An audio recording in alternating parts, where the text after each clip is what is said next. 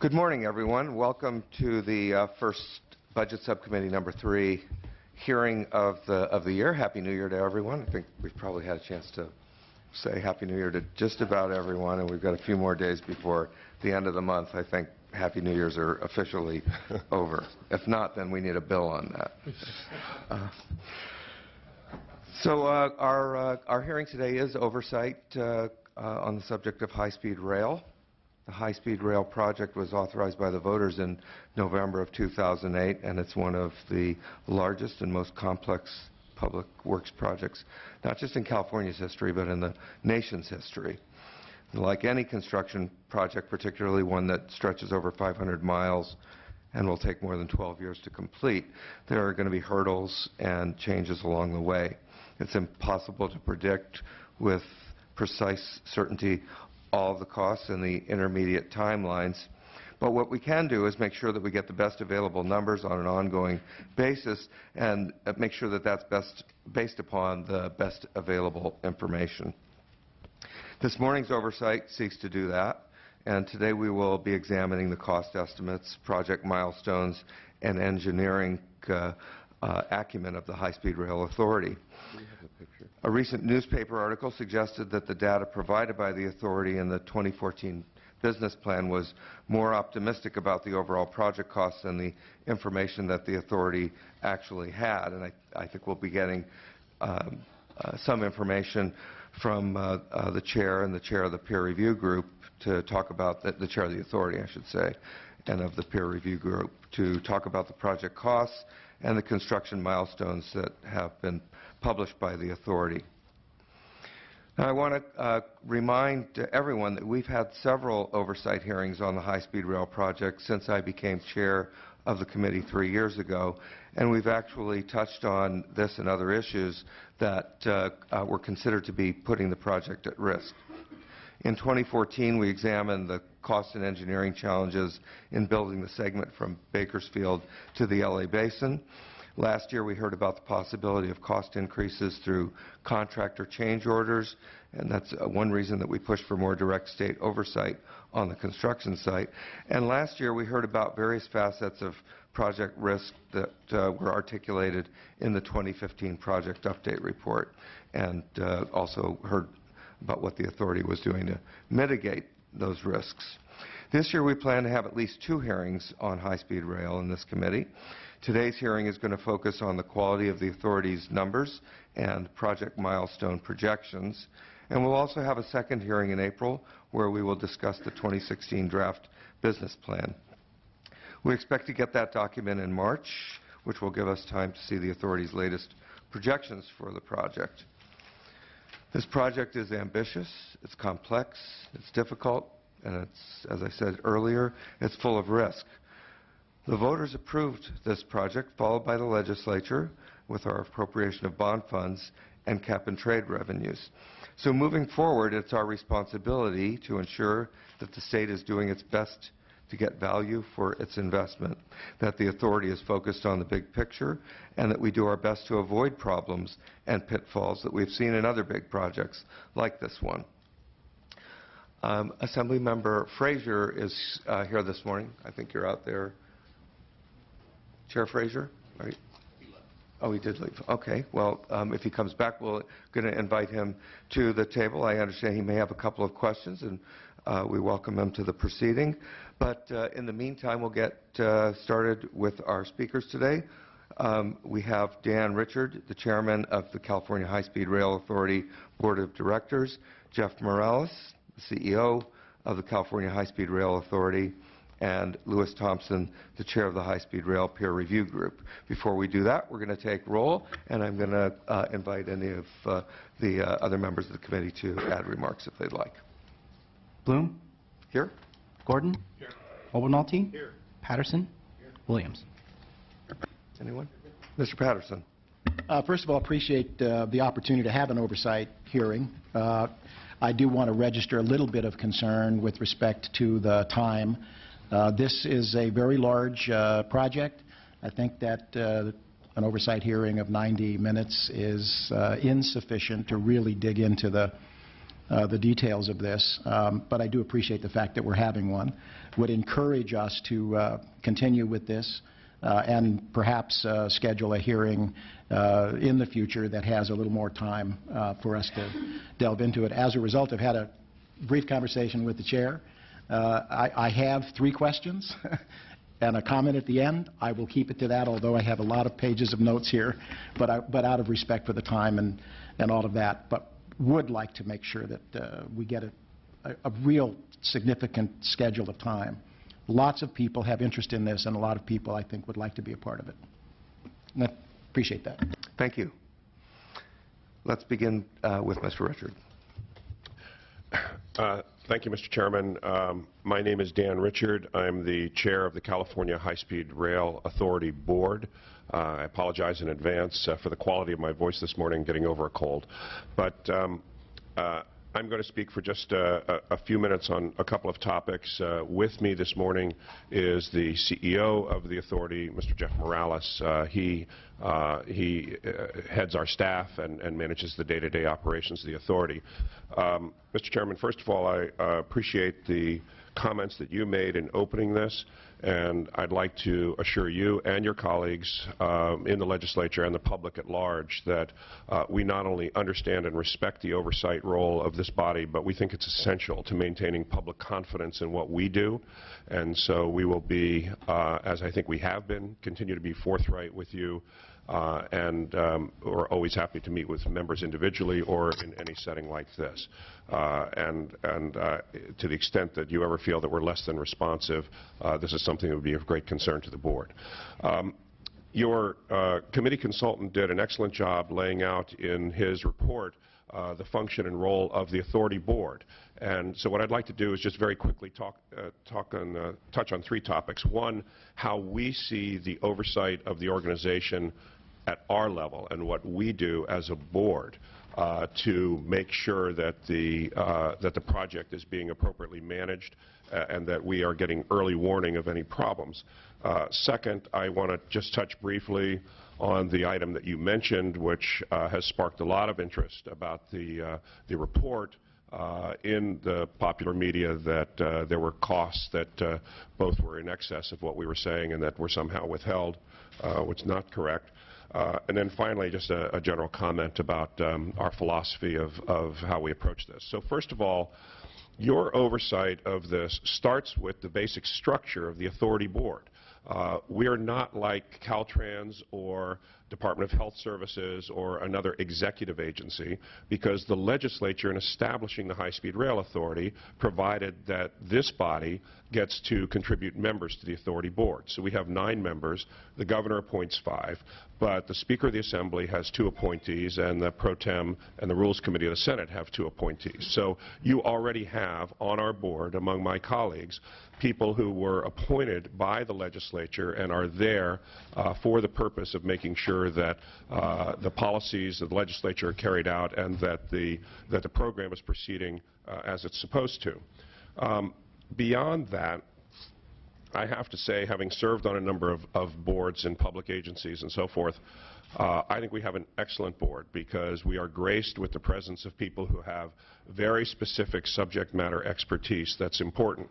And one of the things that I'm proud of is that on the very first day that I assumed the gavel as chair of the board, the very first act after taking the gavel was to establish a finance and audit committee of the board. I have some experience in the private sector, 10 years as a corporate executive. One of my colleagues, Mike Rossi, was the vice chairman of Bank of America and the chief risk officer. He's currently the CEO of Shorenstein Companies. And we agreed that what we needed to bring to this enterprise, and it is an enterprise, it's not just building a project. The Bond Act says that we can only use the bonds to build a high-speed train that can operate without a subsidy. That makes this a business enterprise as much as a project delivery challenge. And so in order to make sure that we are treating this as a business would, we established a finance and audit committee. Mr. Rossi chairs it. Another gentleman, Tom Richards, name similar to mine but with an S, a very successful commercial real estate developer in Fresno, is the vice chair. And that committee meets every single month prior to our board meetings. When I first established it, actually they would meet as they're permitted to under Bagley-Keene in closed session. But at the request of the legislature, coming out of Mr. Frazier's committee and others, we have opened those meetings. And in fact, members of the legislative staff attend our Finance and Audit Committee meetings. And if you come to the Finance and Audit Committee meetings, every month they go through a stack of reports from our staff that look at the ongoing expenditure of funds, but more than that, at risk factors. And the interesting thing about the way that they're approaching their job is to essentially manage the risk in terms of what is happening to the project contingency. Are we staying within our budget and contingency, or are things happening that could threaten that contingency? So month by month, we have people with deep financial and business background sitting on top of the staff looking at that. The other structural thing that's very important and should give the public confidence is that the person who's in charge of our risk management program, which I will tell you right now is probably the most sophisticated risk management program of any major infrastructure project anywhere, that person reports administratively to Mr. Morales, but reports to the board directly. And our chief auditor reports to the board directly. And so those are tripwires for us. I've said publicly, for example, that on the right-of-way acquisition, we were slow out of the blocks. I knew that because of audit functions coming to us and telling us where we were. And that gave us the opportunity to adjust, to put more resources on it, and to catch up, which we've done. So I'm trying to emphasize here that this is not a board that views its job as a sinecure. This is not a board that is uninvolved. I think Mr. Morales would testify to the fact that the board is not uninvolved. And because of that, at the board level, we are trying to stay on top of this because we understand the nature of these big projects. The second thing I want, and let me also say, in addition to that, the authorizing legislation that appropriated the bonds from this body, Senate Bill 1029 in the 2012 session, included a requirement that twice a year we submit detailed reports to the legislature. And we don't submit them directly, we submit them to the Secretary of Transportation, who also has to put his name on them to send them to this body. So we think that there are a number of tripwires and safety valves that should provide the legislature an overall sense of how this project's being managed, in addition to your role of direct inquiry. Second point I want to make. As the chair mentioned, part of the reason we're here today is because there was a report in a major newspaper, one of California's major newspapers, that the project had a confidential report, I think was the quote, that showed that there was a 31% increase in cost for major parts of the project. Let me just state now what we stated to the reporter then and to his newspaper. That is totally incorrect. Mr. Morales is going to go into this in more detail. There is no 31% increase in cost. There is no secret confidential report. It was a draft PowerPoint, which I have in my hand. It's been provided to the legislature because the Speaker of the Assembly asked for it, and we gave it to her, which she distributed to members of the legislature. It was a draft. It was part of many, many, many documents that went into the development of our 2014 business plan, and I'll be prepared to answer your questions as to why, at the board level, we made the decisions we made with our eyes open about how to assess the projected costs, which, if anything, have been coming down. And you'll see more about that as we come out with our new business plan. And finally, Mr. Chairman, you alluded to something that I wanted to touch on as my third point. This is the nation's largest infrastructure project. We're aware of that every single day. And frankly, for those of us who believe that America ought to be in the business of building high-speed trains, if we screw this up, we are going to set back the cause of high-speed surface rail transportation across the country. If we do it right, I believe that it's going to open up vistas across the United States. We feel a very heavy responsibility on our shoulders. And as you said, There are going to be problems. I'm not going to insult this committee or your colleagues or the public by saying there aren't going to be bumps in the road. There aren't going to be times when we wake up and say, oh my goodness, this cost looks like it's increasing over here. At those moments, we are not going to go off in a corner and curl up in a ball. Our job then is to roll up our sleeves and say, how do we drive offsetting cost reductions? How do we deal with the problems? And I believe that the public understands that projects like this will have challenges. What they look to for us and what we are accountable to them for and to you is how we deal with those challenges. And right now, I can tell you, sitting here today, that we feel that by and large, of the things that we control, we're on top of them. The costs are under control. There are some things outside of our control, like third-party utility relocation contracts. We're trying to develop strategies to deal with them. And we are actively managing this project to deliver it to the people of California. Thank you for the opportunity to appear here today, Mr. Chairman. Appreciate it. Thank you. Mr. Morales? Thank you, Mr. Chairman. And let me echo Mr. Richards' comments in terms of our commitment to work with this committee, with the legislature as a whole, to ensure that as we move forward with the program, appropriate oversight is provided and that we're working in conjunction with you. I'll break my comments into two sections. First, I wanted to address the erroneous claims in the press report, as noted in the committee report, and then secondly, talk about the process that we use to develop our cost estimates and how we update those as we go forward. And then, of course, we'll be happy to respond to any questions that the committee will have. Let me just be very clear about the press report, as Mr. Richard was. There was no 31% increase in the cost of the program. We did not withhold information about a cost increase in the program because there was no such increase in the program. The confidential report, as it was called in the article, was in fact a draft PowerPoint presentation. It was marked draft, and it was presented early in the process of developing the 2014 business plan. It was marked draft because that's exactly what it was. It did not present any final conclusions, any determinations, and it was subject to review just like the literally hundreds of other inputs we get into the process as we go along. Nowhere in this PowerPoint was there a statement of a 31% increase in the program. That was a calculation made by the reporter based on either a lack of understanding or a misrepresentation of the information. Let me give a little bit of background and explain what this draft did say and do. As you know, Proposition 1A lays out the high-speed rail system in two phases. Phase 1 being San Francisco to Los Angeles, Phase 2 being the connections to San Diego and to Sacramento. In 2012 and in 2014, in the business plans, we laid out a plan for developing the Phase 1 system and broke it into pieces, identifying two separate initial operating segments, as well as an interim step along the way to developing the full Phase 1 system between San Francisco and Los Angeles. As part of that process, we estimated the cost of those individual segments and then the cost of the remaining pieces to get to Phase 1.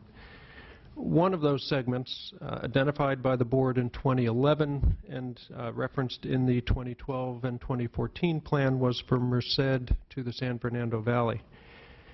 The southern terminus of that segment in the San Fernando Valley was in the town of Sylmar. That segment, the cost of it was identified and described, and then the remaining cost south of Sylmar to Los Angeles and on to Anaheim was shown as part of Phase 1. In the course of developing the 2014 plan, we were looking at a potential extension of that system, the Phase 1 segment, or excuse me, the initial operating segment, from Sylmar down to Burbank, a 16-mile extension. That option was included in this draft PowerPoint presentation that was referred to as a confidential report. Now, the effect of shifting the terminus from Sylmar to Burbank resulted in an increase of 16 miles to the segment, a change in the scope of the segment, not growth in the cost of the previous segment.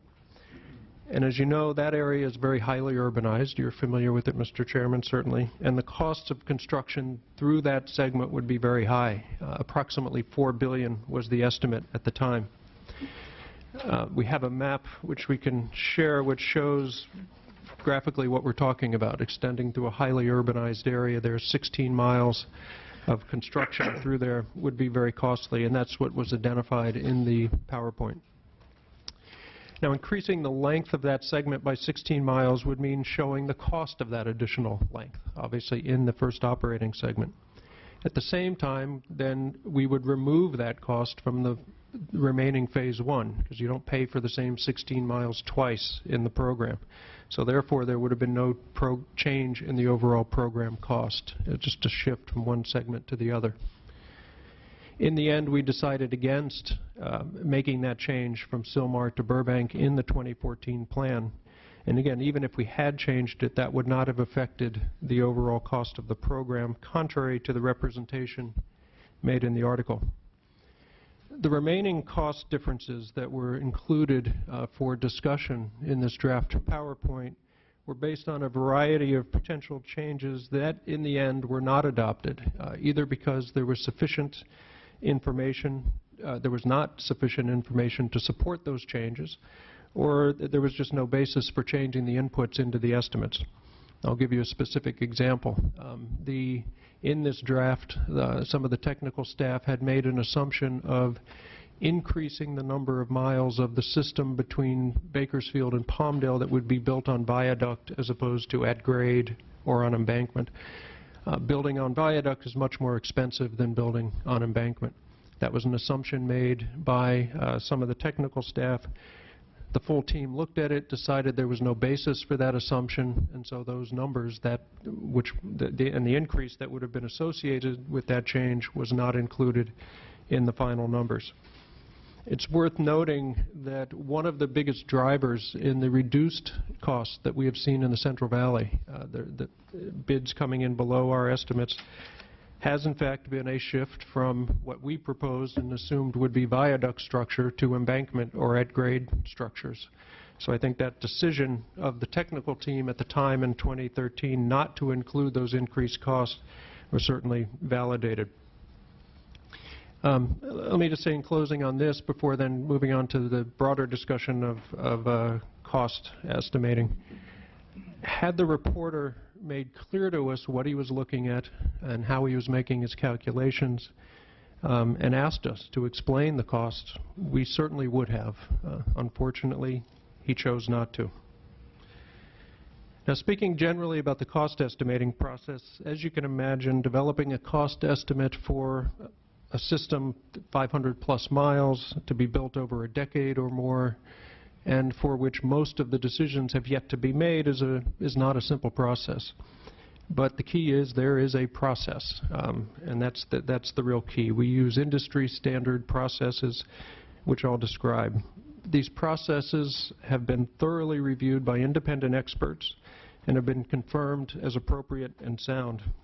For example, the Government Accountability Office of the federal government spent almost a year diving deeply into our processes.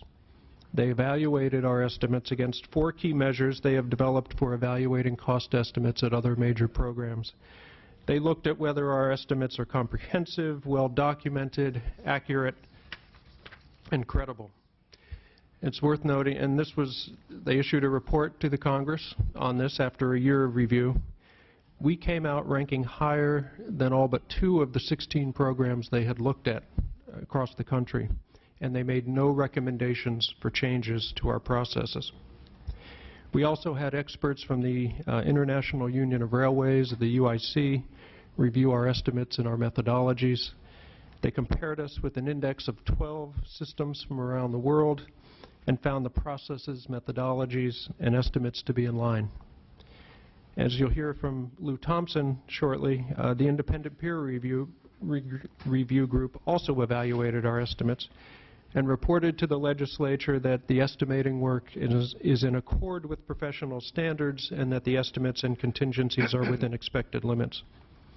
In terms of the process, believe it or not, there is actually a thing called the American Association of Cost Engineers, and they create the standards for how this sort of work is done. Our process is carried out under those standards and those guidelines. One thing we do, and we follow that, the one thing we do that actually is above and beyond those standards is subject all of our work to risk analysis that goes above and beyond what's normally required. Developing and updating an estimate includes multiple inputs which change over time. And arriving at the estimate requires taking all of those inputs into account and the variables associated with each input. In fact, there are some 200,000 line items that go into the Phase 1 estimate as we put this together. Some of these inputs are based on relatively black and white data, for example, how much a cubic yard of concrete costs. Others have much greater variability and require discussion, debate, and assumptions. And throughout the process, there will be dozens, if not hundreds, of options presented, meetings to discuss this, and all the evaluation of all these variables. Even seemingly simple items require discussion. Take, for instance, the cost of rail.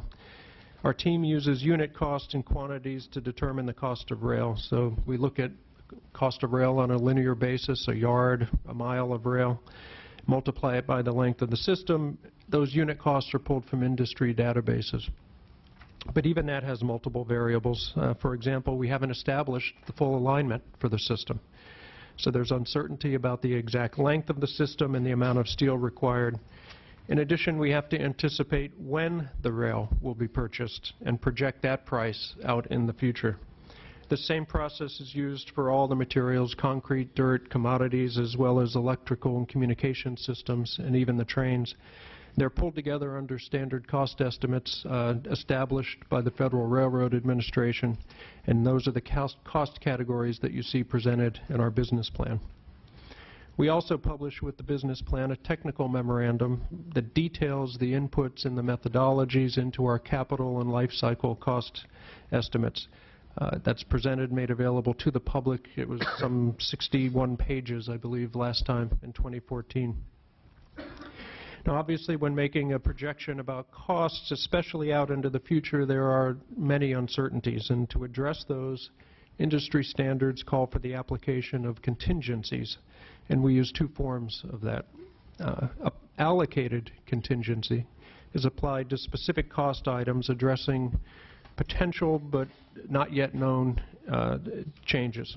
The level of contingency changes over time, factoring in the level of information and the stage of development of the program. Generally speaking, the more we know, the better defined the situation, the less contingency there is.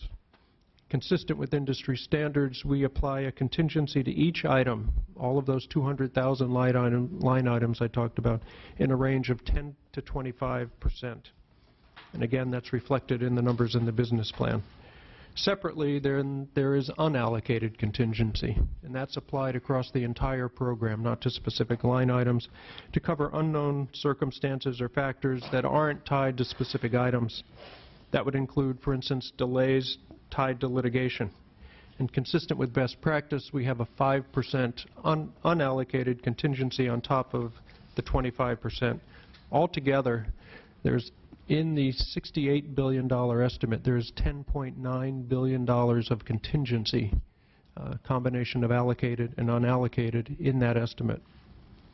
We also present our estimates in two ways. First, in current or constant year dollars, and then secondly, in inflated year of expenditure dollars. As I think Mr. Thompson would attest, that's not always done on programs. Very often what you see are just the current year cost, what it would cost to build something today.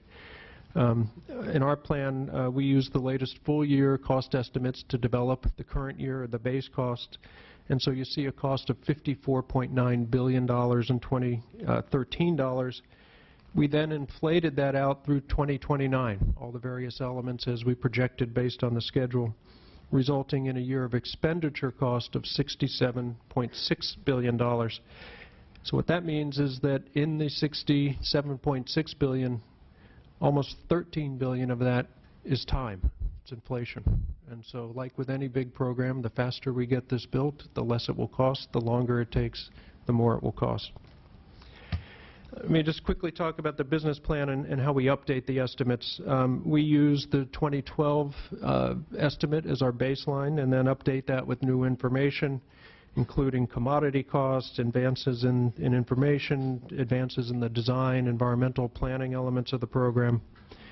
We don't lower an estimate without justification and backup, and we don't raise an estimate without justification and backup. We also apply lessons learned from actual costs as part of a broad value engineering effort we work on continuously. As you know, we're using a design-build process in our contracts in the Central Valley. A key element to that, which we're working hard to capture, is the opportunity for bidders to innovate and bring in the program more cost-effectively and faster. Through this process, hundreds of millions of dollars of efficiencies and cost reductions have been brought to the program. Not only are these innovations being put to use in the Central Valley, but because we own the rights to those ideas, we can use them elsewhere in the system, and we're doing that. As we move forward, we incorporate all of this into the updated estimates, both positive and negative issues as they come to bear. Obviously, there are factors that could affect the cost of the program that we can't control, things like inflation, sharp increases in the prices of materials, externally imposed delays, and funding availability. But we continuously look for ways to contain and even reduce the cost of things we can control through smarter design, more efficient processes, and other steps. We'll have a draft business plan out in the next month, and you'll see updated cost estimates developed through this process that I've described. So in closing, let me reiterate 3 key points. First, again, there was no and is no 31% cost increase as represented erroneously in the press report. And while I'll not suggest that the early results of the program will necessarily hold throughout the entire program, the fact is that the only actual data points that we have in terms of comparison of actual cost against estimates are the first 3 contracts that we've gone forward with in the Central Valley. Each of those has come in significantly below estimates. Secondly, our processes and our methodology for developing and updating cost estimates is industry standard, has been reviewed and confirmed by independent experts both within the U.S. and abroad. And then third, to reiterate Mr. Richards' point, we have been and we will continue to be transparent in providing the legislature and the public with information about how we develop these estimates and other figures. So I appreciate the opportunity to be here, and I'm happy to answer questions at the appropriate time. Thank you. And just before we move on, you've spoken a little bit about Phase 1. Can you remind us all of what Phase 1 is and where we are in the construction of Phase 1? Sure. So Phase 1 is defined in Proposition 1A is the connection between San Francisco and Los Angeles, and that's what so we're moving forward to build that. What we have under construction today is the spine of the system in the Central Valley. We've awarded 2 contracts. The board has approved. We're about to execute the 3rd, which will have we'll have over 100 miles of work under contract and under construction in the coming weeks. Significant work is underway there now, and that will serve as the spine of the system, and then we'll connect it north up to the Bay Area and south to Los Angeles. Thank you. Our next speaker is Mr. Lewis Thompson, who is the chair of California High-Speed Rail Peer Review Group. And I assume, Mr. Thompson, you'll remind us all of the function of the peer review group. Okay. Thank you, Mr. Chairman. Remarks. My name is Lewis S. Lou Thompson. I am the chairman of the peer review group. As you may know, the peer review group was created by Proposition 1A, and our job basically is to review plans and reports and funding plans of the authority and report to the legislature. In addition, we've made every effort to work individually with members who are interested in one or the other aspects of the project, and we continue to do so whenever we can, both in terms of staff discussions and discussions with members outside of the formal meetings like this. I find that can sometimes be very productive. We have reviewed and issued letters to the legislature, approximately 13 letters so far on a number of subjects, including business plans. And our most recent letter was January the 14th. And that letter, some aspects of that letter are relevant to this hearing. probably the first aspect, is the extreme importance of the 2016 business plan. As you may know, the first business plan for this project was in 2000. Then there was a 2008, a 2009, a 2012, a 2014, and now there will be a 2016 business plan. And the project, both its costs, its demand forecasts, and its scope have morphed considerably over that period of time. And I think that's an interesting piece of perspective to keep in mind when looking at what do we really know now and where will we go from here. The answer is we're still learning. We're still working at it. We have said in our review of the cost forecasting and the revenue forecasting that the authority has done, we have said that the techniques they are using are state-of-the-art, which they are. But one of the things that those techniques reveal is the range of variation that's still there in terms of how the costs can turn out and how the revenues can turn out. So only time and only experience and good people will determine how that one is going to turn out. I can't comment, and no one should tell you now that the number is going to be 67 or 43 or anything like that. Nobody knows. There is a range of variation, and we have to understand that that's what we're working with. A second aspect that in our most recent letter is funding. That's not a direct subject of this discussion, I assume, so I won't touch on that. But the one point that we specifically make is that oversight on this project is going to be critical.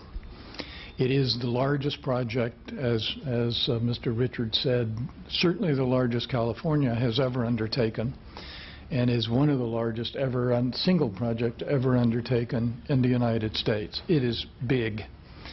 And the issues, the difficulty, the technical questions, the timing, the schedule, the budget, all of those things are so important that we argue that it justifies a very detailed, specific oversight function available at the legislature. Not if you can see from some of the discussions of details that we've already had, if you really want to go into this level of detail about the project, you're going to be here approximately 8 hours a day, many days a week, trying to cover all of the aspects. You can't do that, and you shouldn't try, but you certainly should have a good, strong, well-funded, continuous oversight function to assist you in terms of knowing the details and knowing what the issues are. That is not the peer review group. There are 4 of us, one of which is retired and the other 3 have full-time jobs. It's the only board I can think of in which the chairman is also the secretary. So what we do is try to provide senior-level, experienced advice on major policy questions and major issues, but we are certainly not going to be an investigatory agency, nor would we want to, even if we could. One point I would mention is that we have been working with the authority to put together what is called a dashboard indicator. They have them themselves on their finance committee, but their finance committee reports themselves are 50 or 60 pages, and they're filled with numbers, none of which can non-experts really absorb. So what we have asked them to do is prepare a set of very senior level dashboards for the legislature to look at, and those dashboards hopefully will say either this area you don't need to worry about right now, this area you should start worrying about, but beyond that, then of course much more detailed investigation will be necessary. Beyond that, I'm here to answer questions if I can, so thank you.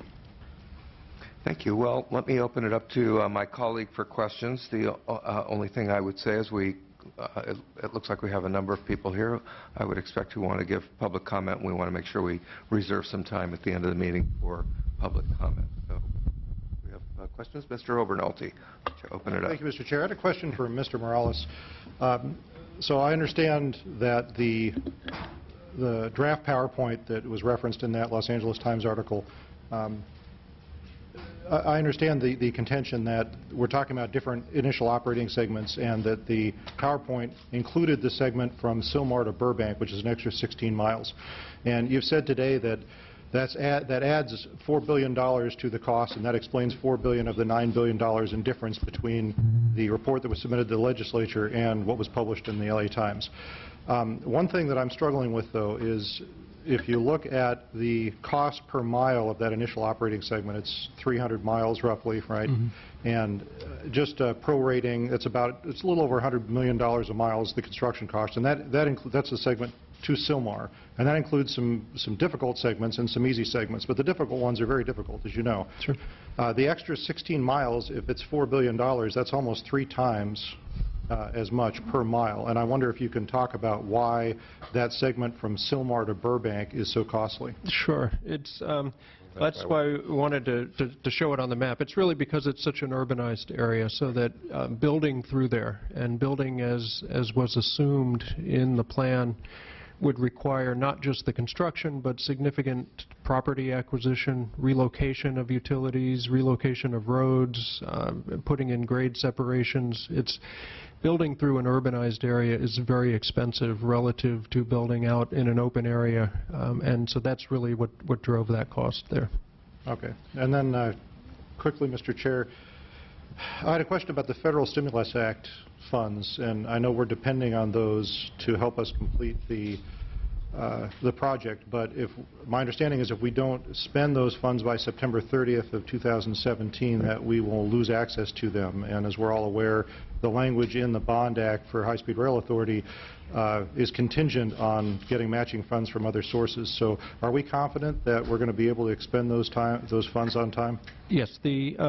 We received roughly $2.2 billion of stimulus funds. And as you said, they're subjected to the September 30th, 2017 requirement.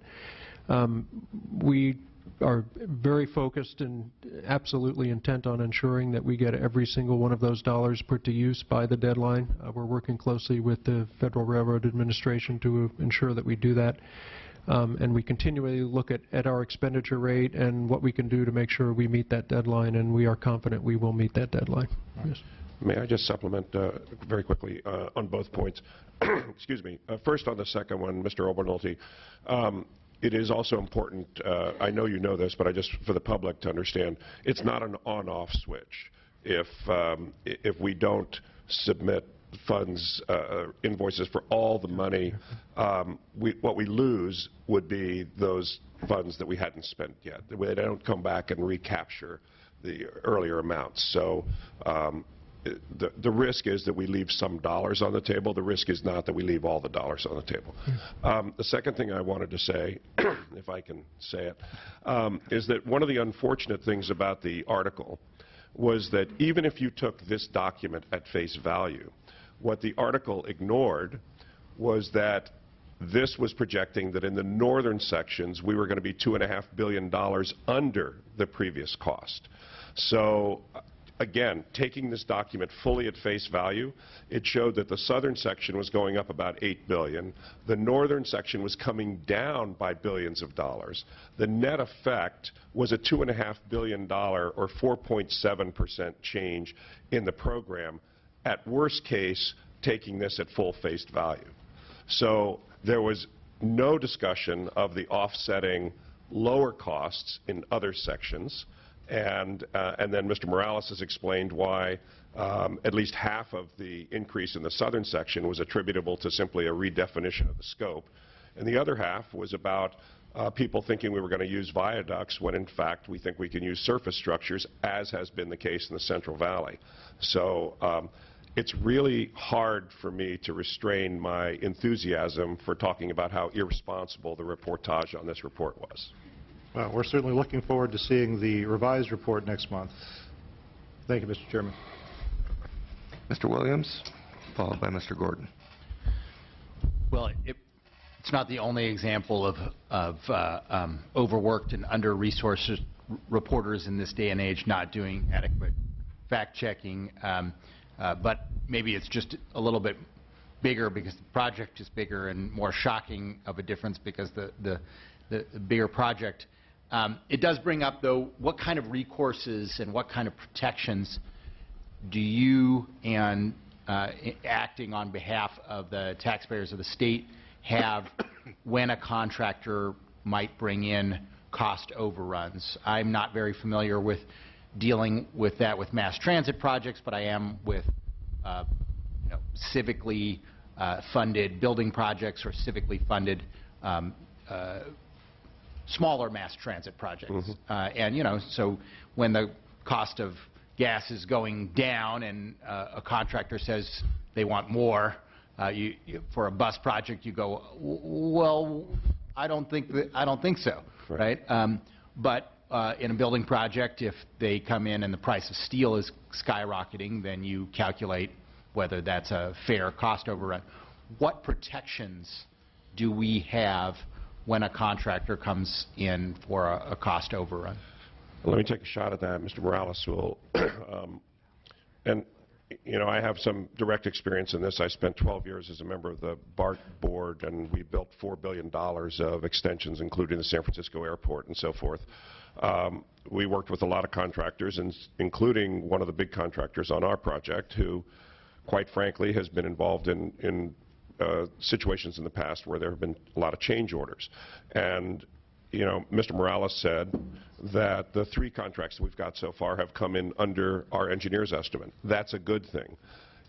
However, it also puts us on high alert because those contractors know that they're below our engineer's estimate, and they may be looking for ways to recapture things. So what happens, Assembly Member, is that there's a process for change orders. If we decide halfway through something that we think something needs to move here or there, and we issue a change order, the contractor has a legitimate reason to reprice on that. There also could be reasons for change orders where we stumble. If we tell the contractor, okay, we understand you're going to start building this bridge on this date, we're going to deliver the parcels to you, and we don't get the right-of-way acquisition done, and the contractor has gone out and he has rented equipment and put people on notice, he has a legitimate claim for those costs against the state. So we look at all those things. There are going to be change orders. There are going to be change orders. There are going to be claims. And there are going to be contractor claims that, by the way, we will look at and say, we're sorry, we disagree with this.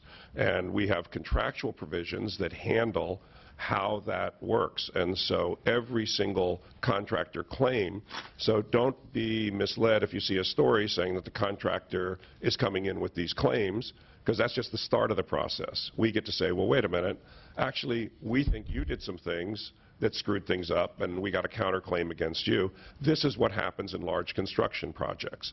And in my experience, the way to deal with the contractors is to be fair and say, you know what, if it's our fault, we're not going to screw around with you. We'll take care of it right now. If it's a dispute, you're not going to screw around with us, and we'll deal with it in a dispute resolution process. But the contracts themselves have provisions for how to deal with these things. And this is also the reason why we're constantly looking at our contingency.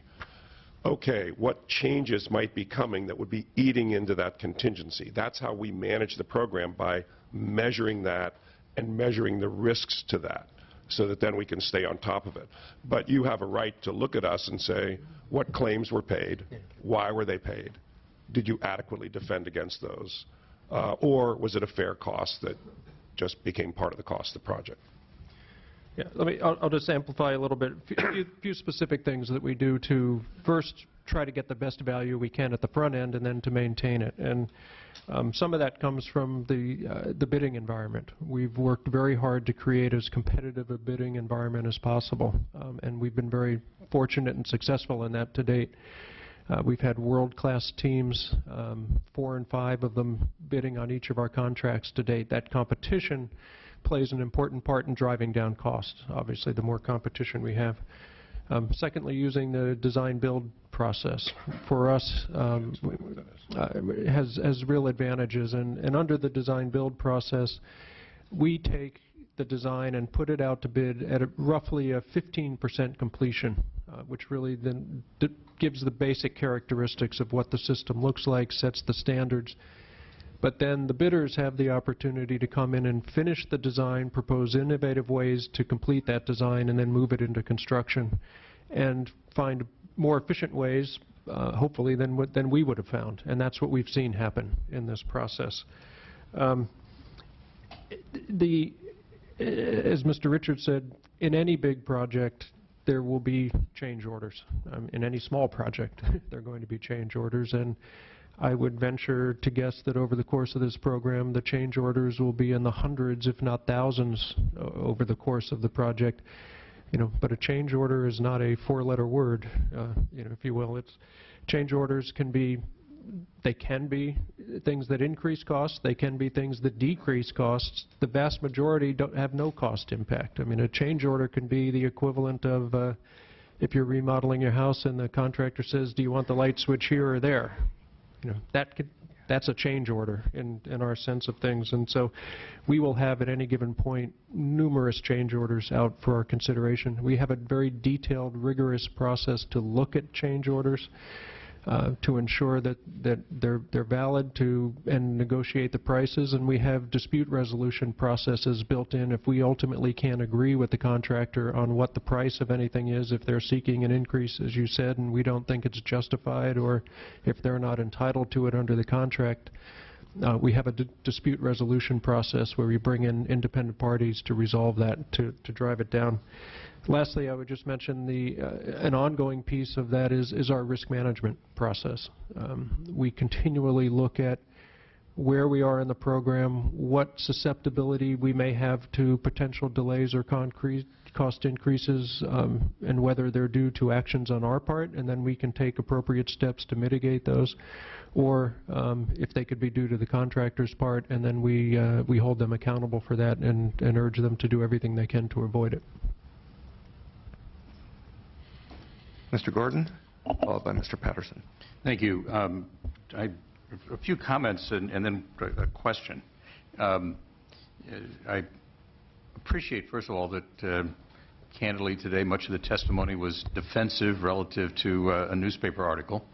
I'm actually looking forward, and as Mr. Thompson said, I think the 2016 business plan is going to be probably one of the most critical documents that this legislature will need to review. And I'm pleased that our chair has said that we will hold an oversight hearing on that document and have a chance to delve into it. I am hopeful that that document will address a few issues. One is the true cost and relative to tunneling in Southern California. I have some experience as an elected official overseeing a project relative to tunneling at Devil's Slide in my then supervisorial district and at one point in my assembly district. There is no more challenging effort than a tunneling project and the cost related to that and potential cost overruns. So I'm hopeful that the report will address that carefully. There's also rumors afoot that there may be some proposal to change timing of routing or of construction from Southern California to Northern California, and I also would look forward to that being addressed in the report. Those are the comments. Moving to the question, I know that Mr. Richard, you've made it a point in your tenure to work towards great transparency, and one of the things that I'm aware of is that in the competitive bidding process that you've talked about, Mr. Morales, that we're able to see the final contract, so we know what the contractual arrangement is.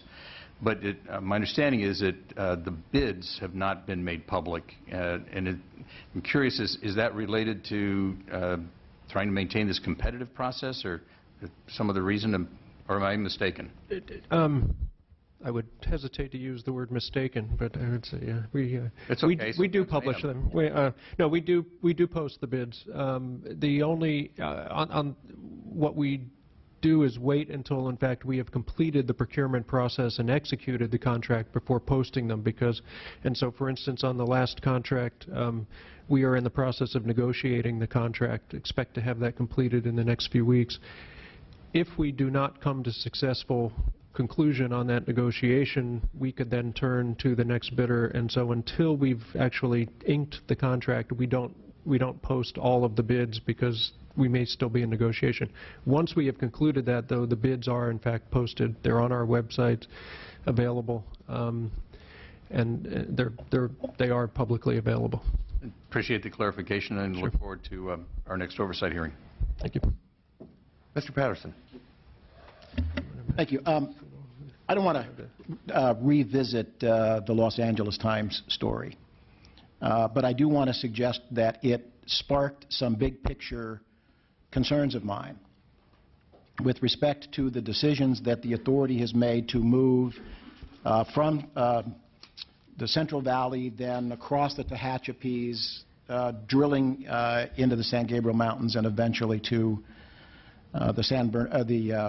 the Burbank station, which, as you look it over, and as the other experts that weighed in on the story, it was, this is going to blow up your time sequence, and it's going to blow up the budget.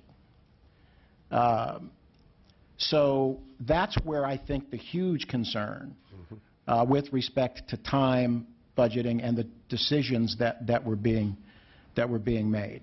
So now we understand that I guess that section has been cut off of the proposal. But sooner or later, you're going to have to get to Burbank and drill the tunnels through the mountains. So you still maintain that given that route and the complexities along that route, that it can come in on time and at $68 billion overall. Assembly member, first of all, I fully understand why anybody would have those questions reading the article. We did bring with us today, I'm not suggesting that he testify, but I just wanted to demonstrate. We have a gentleman with us who is on our team, Mr. Francisco Fernandez Lafuente, who previously headed the infrastructure arm, the investment arm of the world's largest infrastructure company, ACS, Grupo ACS out of Spain. They built the Pyrenees tunnels. Mr. Fernandez is an expert in the tunneling methodology. If anything, he's telling us that they believe that with modern tunneling techniques, they think that the cost would be less than what we've estimated at this point. The Tehachapis, Mr. Morales makes a point that I always like to share, which is that Union Pacific got over the Tehachapis with picks and shovels in the 1800s. When Mr. Obernolte turns on the tap of water at his home, some of it is coming from Northern California through tunnels that were drilled through the Tehachapis, across the faults, and down into Los Angeles in the 1960s. Yes, tunneling is a challenge. I served on the BART board. There are 2 BART tunnels that go under the Hayward Fault. In the '89 earthquake, there was no impact on tunnels. These are things we know how to do. Are there going to be challenges? Yes. Sometimes there are unexpected challenges in tunneling. It may turn out to be more expensive in that area. I can't tell you that it won't. But I can also tell you, by the way, contrary to what was in the article, that we did offer to provide our tunneling experts to the reporter, who did not avail himself of that. Had he would have heard people who said that this is a technical challenge that is within the bounds of understanding and capability of the modern construction industry. The people of California have asked us to build a high-speed rail system that goes from Anaheim, Los Angeles to San Francisco. The only way to do that is to go through the mountains. When this legislature looked at it, when the public voted on it, they expected that we could do that. And I guess I would say, sir, that I think this is an area that is, quite legitimate to drill down in, make sure that we've got the numbers, that we can provide you satisfactory information on it. But on a larger scale, I would say that as hard as this project is, one of the exciting things about it is we do this as Californians. I mean, we built the world's largest hydroelectric system here. We built the world's largest geothermal system here. We brought natural gas down from Canada in one of the longest pipelines here. We used to have confidence that we could do this stuff. These days, we seem to be flagging in that. And I think one of the things we're going to show here is that that is something that Californians have always achieved, and we will. That's different than answering your questions about the cost and the time and the challenges. And, sir, we're prepared to do that at any point. We have the experts on our team who have international experience. We have a high level of confidence that we're going to be able to do this. Again, the question was, you are representing to the people of the state of California that you have high levels of confidence, both in the $68 billion ultimate price tag and in getting this project in on time, given the restraints of the expectations in the bond language and all of that. And if the answer to that is yes, then say so. If it is maybe, then say so. Well, let me give you the best answer I can give you right now today. And Mr. Thompson said it. There are a range of uncertainties here, so I can't look you in the eye and tell you it'll be $68 billion. I will tell you this. When you see our new business plan, the number's going to be less than $68 billion. Today, right now, snapshot of what we think it's going to be. I'm more confident about the dollars, sir, than I am about the time. It may take us a little longer to do this than we said. So that's as direct an answer as I can give you. And as we update our information, we will continue to update you. And it does come to confidence. I think that is a legitimate area of exploration that I think an oversight committee needs to look at. I need to ask point blank and straight out about the chatter and the talk that we're hearing that there's going to be a turn from going from Central California south to going from Central California north. Is that what are we to make of that? And will that be in the business plan? Well, first of all, I'm sorry I started to smile because since it comes from the same popular media source, I have a whole range of things I could answer in terms of what are we to make of that. But let me just say this to you. Our board right now is working with our staff on this draft plan. What we're excited about goes to what Mr. Gordon talked about. We think this is the time, and Mr. Thompson said this is a critically important year for us. What we are going to show you in this business plan is that we have a very good sense of how to build this system, the entire system. And the sequencing and so forth is the sequencing.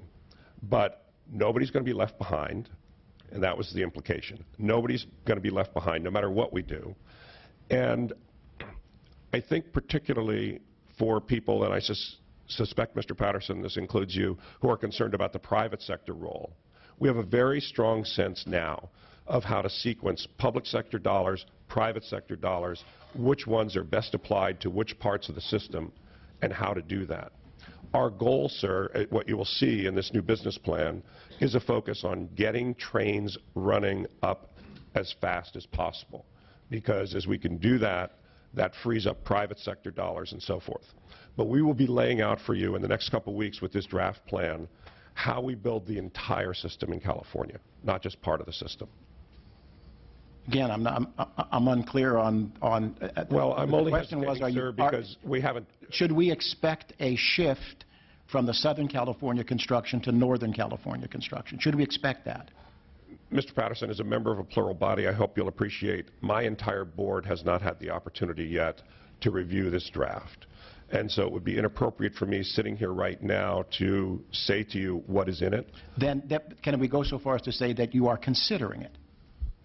What I would say to you is we're looking at all the possibilities. We're not afraid to relook at things that we've looked at in the past if that gets us to the goal of getting this done fastest and, as Mr. Morales said, in the cheapest way possible. I can't help but ask, how is this consideration of a shift from Southern California to Northern California, coincidental as it might be with the issues raised in the Los Angeles Times, how is this not a tilt toward at least a tacit admission that some of the concerns brought out in the LA Times article is correct? Assembly member, because I will say this to you now, and I would say it if I had my hand on a Bible. Nothing that we are deciding in this business plan has to do with worrying about that we can't get over the Tehachapi's at some point. Nothing. What we're looking at is how do we get a train, a high-speed train service that meets the criteria of the Bond Act to operate without a subsidy, up and running as fast as possible. We're looking at that section. We're looking at different sections. But I also, sir, have to say I would just like to say that I don't agree with the characterization of a shift or a tilt. We are talking about a business plan for building the entire system. You will see things that are very different than what was in the report. And what we're doing is right now we're working simultaneously in 3 areas. In your district, where the spine of the system is being built, there's a tremendous amount of activity. We're also working at the bookends in Southern California, where there are billions of dollars, including in Mr. Gordon's district, the upgrade of the Caltrain service, which will be part of our system, and in Southern California. You can expect that you will continue to see in our business plan simultaneous activities across the state. So that part of the report is simply wrong. Okay. Could I just add one thing on the issue of the tunnels and things? I think that the issues that were raised in that article were not news. It was not news.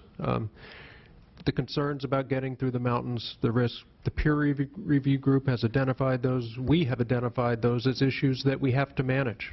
We are confident that they can be managed, but we're taking steps constantly to work on those. We pulled 2 years ago, had a 3-day symposium in Los Angeles, bringing all the top tunneling experts from around the world to look at this issue, help us work through the question of what are the key risks, what are the key things we have to look at, what are the new tunneling techniques, all of those things. So I also don't want to leave the impression that a single article or anything else kind of daylighted a set of issues. Those are risks that we're well aware of and are managing constantly.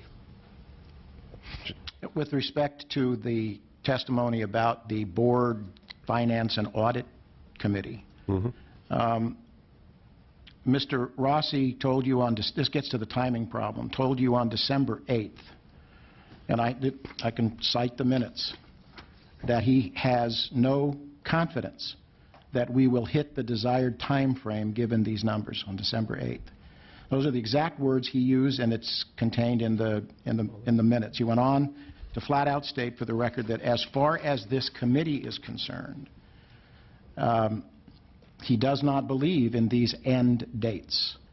Talk to us about the reaching of these end dates, and talk to us about the consequences if you fail to meet them. Sure. Go ahead. Yeah, that discussion was specifically referring to the completion of environmental approvals for the program, not the construction of the project. We have a number of remaining sections of the system for which we have not secured the final environmental approvals of the records of decision. We've set a schedule of the end of 2017 to have that done. The discussion we're having with the board is, and what Mr. Rossi is saying, prove to me you can meet those dates and those deadlines. Again, but that's for the environmental approvals. And we are working to do that. We're putting the processes in place, working not only in terms of our internal procedures, but with the federal agencies and the state agencies who are a part of that process, whether it's EPA, Federal Railroad Administration, Fish and Wildlife, to ensure that we can meet those deadlines. But that was about meeting the environmental schedules, not the construction schedules. And we're, in response to the pressure from the board, we are demonstrating how we will meet those schedules. If I might interrupt, I apologize. We have 15 minutes left in our hearing before we have to be downstairs for session. Can I get a show of hands how many members of the public would like to speak? Okay, so why don't we hear from members of the public now? Can I just finish? We have 15 minutes. With all due respect. So what is that, a minute for each member of the public? There's no reason to argue. Let's not have colloquy. I suggested this earlier. You cannot do a thorough inquiry into the largest public works project in the state with 90 minutes. And so I was hoping that we would recess, go do our business on the floor, come back, reconvene and have an opportunity for the public as well as the members to dig into a hugely significant project. If that's not the case, we defer to the chair. Well, we are going to come back and have another hearing. I think that hearing is going to inform a lot of the questions that, All right, that you have, Mr. Patterson. I'll defer to the chair. And so we will, I think, have question. ample time to address the issues at hand. I do want to acknowledge Assemblymember Patty Lopez, who's been waiting patiently through the hearing. Ms. Lopez, I have your letter addressed to me asking a couple or a number of questions that you would like, I think, the authority to answer, and I'm happy to turn those questions over to the authority and ask them to meet with you, speak with you directly, as they will with any of us here, by the way, and address any of the questions that we have. And if you'd like to lead off the public comment and make some remarks, would be happy to hear you, but bearing in mind that I would like to ask everyone to adhere to a 1-minute time limit since we are pressed for time. Well, I really appreciate it, Chair and members, to listen to my concerns. You know, my district is one is going to be really affected in the whole project, and I don't take it lightly in this process because I've been asking for the authorities to come to my district and work with me in partnership. I noticed they have a meeting for the business, and I've been asking them for a long time since I came aboard to give me the list of the benefit that will benefit my district for the whole project. At this point, I didn't receive anything, and yet, still in the process, I don't feel it's enough transparency and accountability on this process, and I really appreciate it if you take really seriously those meetings that you're going to host in my district to partnership with my office and really acted. My community have a highly concerned, so I'm going to publicly be opposing for the whole project right now. So I really appreciate if Mr. Chair and members can respond to my letter. Thank you. Thank you very much. If you come forward, if you'd like to address the committee, please step up at this time.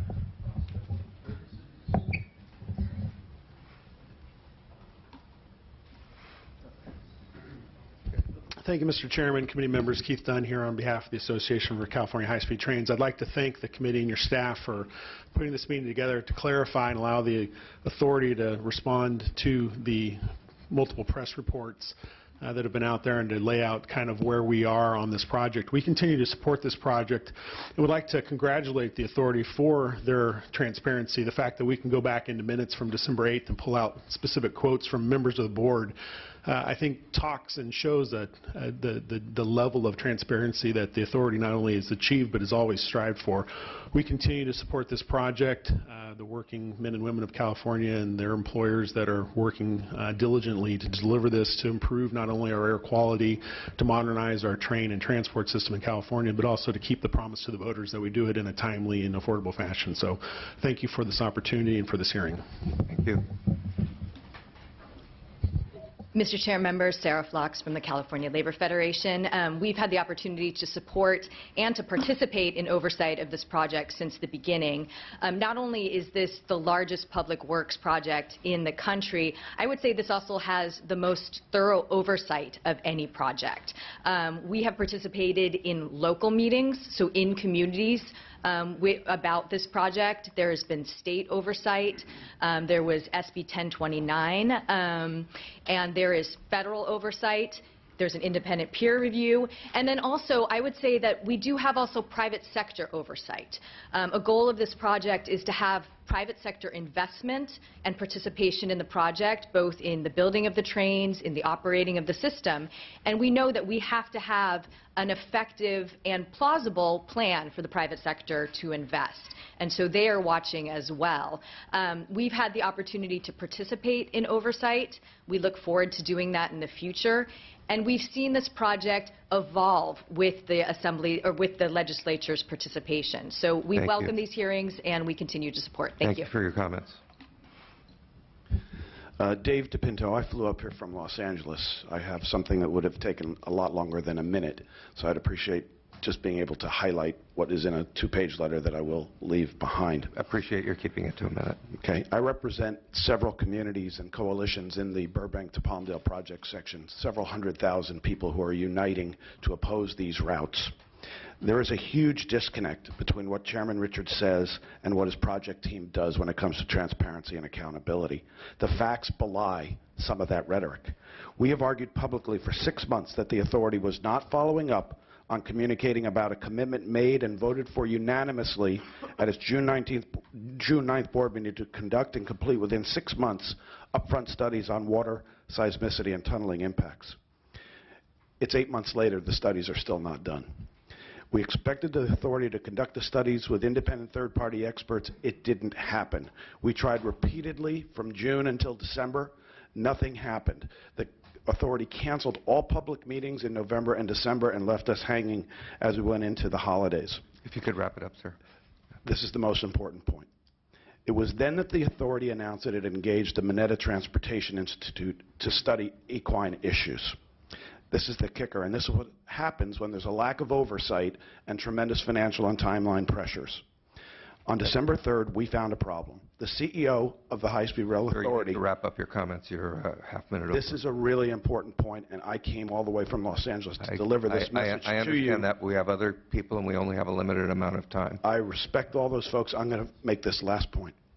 On December 3rd, we found a problem. The CEO of the authority, Jeff Morales, is on the board of the Mineta Transportation Institute, which has completed a study. The study is flawed. It's erroneous. It's now part of the public debate. It's going to be used to cut the throats of our communities. Your time has now expired. I think the process is ridiculous that we can't speak more than a minute. Where can I leave my materials? You had it to me.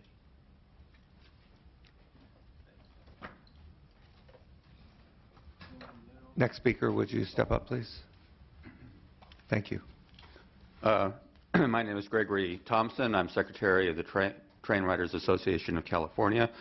I just wanted to say we support the development of high-speed rail in California because it has the potential for diverting significant traffic from automobiles and airplanes in one of the world's most heavily traveled corridors.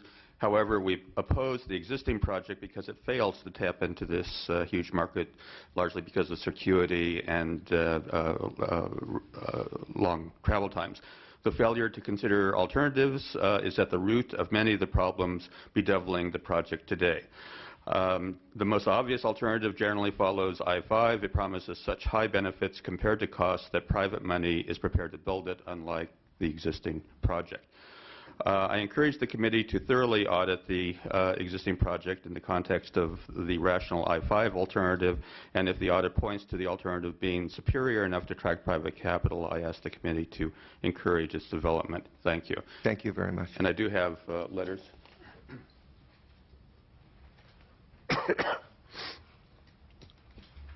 Frank Oliveira, Citizens for California High-Speed Rail Accountability. Chairman Bloom, this is the most complex project in the United States. It has concerns, real concerns in our area. We've drove 4 hours today. This hearing with only allowing this amount of time for public comment is inadequate. I'm going to leave Sir, I suggest you restrict your comments to the substance of your comments since we only have that limited amount of time. Yes, sir. I'm going to hand this to your clerk rather than discuss it. All right, thank you. We'll take a look at those. And in defense of the chairman, these fellows who are here, and some of them are armed, they are authorized to take us by force to the floor if we do not come. So it is not exactly all within our choice. Welcome. Yes, good morning. My name is Ross Browning with the CCHSRA, California Concerned Citizen for High-Speed Rail Accountability. I also am upset by this 1-minute rule, but I'll try. If you'll pardon this pun, in a nutshell, there must be more oversight applied to the California High-Speed Train project. The project has not been planned well enough to be successful and is grossly lacking in capital needed to overcome its deficiencies. We would gladly compare the analysis in that PEP that you'll receive against any document that the authority has produced to date on this subject. Proper oversight of the authority would prevent the authority from manipulating the public and the legislature out of billions of dollars that could be more effectively used elsewhere to address greenhouse gas. Thank you. Thank you, sir. Good morning. I'm Sherilyn Smith. I'm from Fresno. I drove up here in the fog, and I support Jim Patterson's suggestion that we reconvene later today. I cannot cover what I have to say. I do want to make another suggestion to this committee that however these committees are formed, I'd like to see more gender representation, more females on the committee as well. I do have something to present on my perspective on the affiliation of cap and trade and high-speed rail.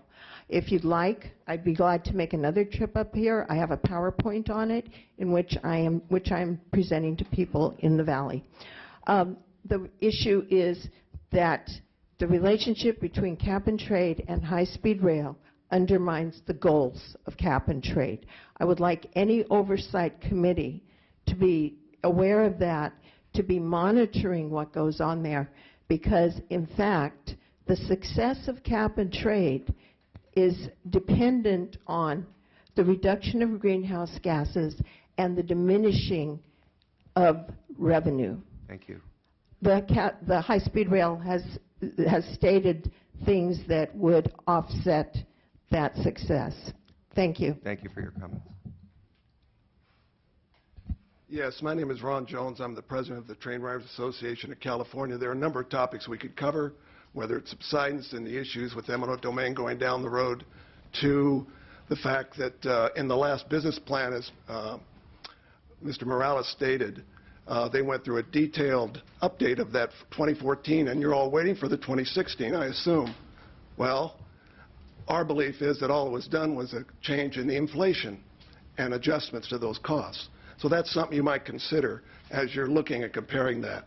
I have two reports, one by one of our board members, Susan McAdams, who's been deeply involved in the issues of Burbank in regards to the double tracking down there and the duplication, and actually in alternative, actually blocking the ability of one of the major alternatives to be considered down there because of a Metrolink contract. But I don't have time today. I'm submitting reports, one of these to each one of your offices, as well as the governor and to the speaker. We'll also be talking about the condemnation of the major Madera Business Park that is being done as we speak. Thank you. Thank you. We'll be happy to take a look at those. Good morning, Mr. Chairman. My name is Alan Scott. I'm from Hanford, California. I'm a founding member of Citizens for California High-Speed Rail Accountability. I have a package, and I got up at around, well, I actually got up at 1:30 this morning. We left and came up here, and to hear what you said a moment ago, Mr. Chairman, I don't know you, I've never met you.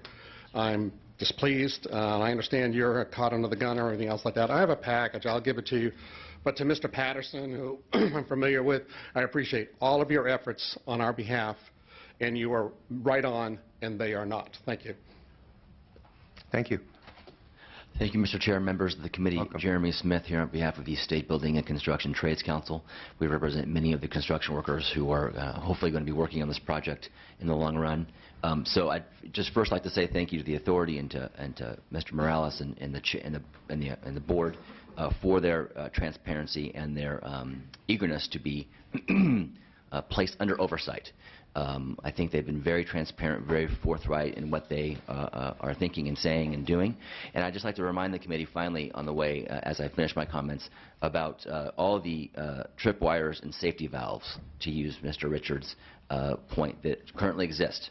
The GAO, the Independent Peer Review Group, the International Union of Railways, this budget subcommittee, Senate budget subcommittee 2, the myriad pieces of legislation that have been introduced over the last 4 or 5 years to stop the project that in and of themselves create many oversight hearings in all of the committees those bills are heard in, and finally the LA Times and every other major newspaper in the state who are keeping their eyes peeled on this project. Thank you, sir. Thank you.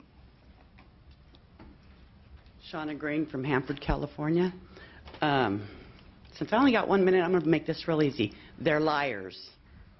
The proof is in here. They're using capacity instead of ridership. They had Diana Gomez come to a meeting at Kit Carson School and lie to our faces saying they were taking less land when they were taking more. They're liars. They are not to be believed, and you better do your research. Thank you, Mr. Chair. Matt Robinson on behalf of Caltrain. Jeremy named all the things I was going to name, so instead I'll just say I think there's ample oversight on this project. We go through it with the authority. Our electrified system that will come online in the next 5 years is going to be kind of the first display of what long-distance electrified rail in California is going to look like. It is a critical component of the blended system that was mentioned here earlier. And lately, as we've kind of picked up steam and reevaluating how the project's going to interface with Caltrain, I want to just commend the authority staff, Dan and Jeff, for being more than willing to work with us on the peninsula and help us perform outreach with our citizens down there who also express a lot of the same concerns you're hearing from folks in Southern California, the Valley. But the authority's always been there to answer those questions and help us facilitate that project. Thank you. Thank you very much. And with that final comment, we are adjourned.